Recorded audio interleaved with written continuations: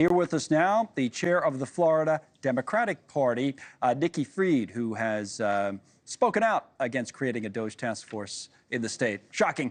Thanks for joining us, as always. And they do say, imitation's the highest form of flattery in many ways. And it is kind of interesting to see if other states, we'll see some trickle down of what's going on the federal level. But tell us about DOGE in Florida.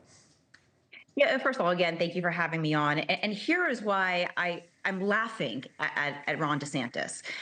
Because one, it is already in our Florida Constitution. The people in the state of Florida passed this in 2006, and every 4 years, there's a task force that goes through all of the business operations of the state and gives recommendations to what types of fat should be cut. Two, you're talking about a governor who has signed the largest state budgets in Florida's history. Third, how much waste has he personally overseen, whether it was the migrant flights from Texas to Martha's Vineyard, to spending tens of millions of taxpayer dollars trying to take down citizens' initiatives this past year, to just requesting from the legislature $500 million for his stunt on immigration that is a federal policy. And on top of all of this, 30 years of one party controlling of the state, and that is the Republicans. So this is a laughable exercise and stunt by Ron DeSantis. So there's politics there, including who's going to be the next governor after DeSantis. I do want to get into that because it's intriguing, I guess, for lack of a better term, in a moment. But one more question on the merits of this and whether it's a good idea, and how to go about it. Here's Manny Diaz, the education commissioner, and then we'll come back and talk more. Listen. We must continue to dive into administrative spending and reduce bloat so our record of success may continue. It is a great time to review higher education spending with a fine-tooth comb, particularly when it comes to programs that do not contribute to students' future success in the job market. I'm sure you'll have a response to that because education in Florida doesn't come without controversy. That's correct. And I'm going to take it from two prongs. So first off, I was a past trustee at the University of Florida when I was student body president. I know the type of budgets that we reviewed with a fine-tooth comb.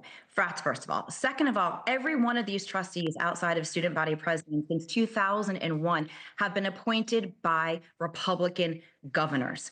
This is just an exercise to go after these universities after we saw once again one of Ron DeSantis' appointees to the University of Florida, Ben Sasse, completely taking and stealing dollars from the University of Florida in an oversized budget, wasteful spending. So they're looking at themselves. And so that's what's so laughable about this. This is the waste that they have perpetrated on the people of the state.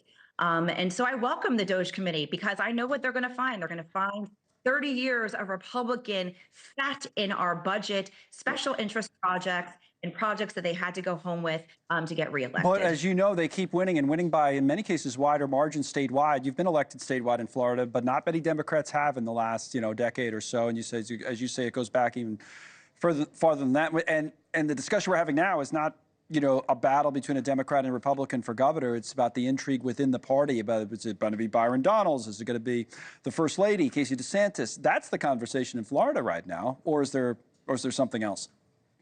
Well, I think it's not even a conversation about Byron and Casey. It is a conversation that Ron DeSantis wants to continue to hold on to power here in the state. His approval ratings have gone through the floor. The legislature finally stood up to him this past legislative session. Ever since he had this failed presidential campaign, he's come back to Florida wimping and doing more stunts to try to stay relevant.